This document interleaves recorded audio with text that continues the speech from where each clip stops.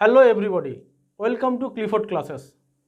আমরা একটি নতুন প্রচেষ্টা শুরু করতে চলেছি সেই সমস্ত ছাত্রছাত্রীদের জন্য যারা রবীন্দ্র মুক্ত বিদ্যালয় বা এনআইওএস থেকে কোর্স করছে বা করতে চাইছে। এই দুটি ওপেন বোর্ডের মাধ্যমে কোর্স করতে গিয়ে তারা নানা রকম অসুবিধার সম্মুখীন হচ্ছে, কিন্তু প্রপার গাইডেন্সের অভাবে তারা তাদের সমস্যাগুলোর সঠিক সমাধান খুঁজে পাচ্ছে না। সেই জায়গা থেকে আমরা আমাদের এই প্রচেষ্টার মাধ্যমে তাদের কাছে তাদের সমাধান পৌঁছে দিতে চাইছি।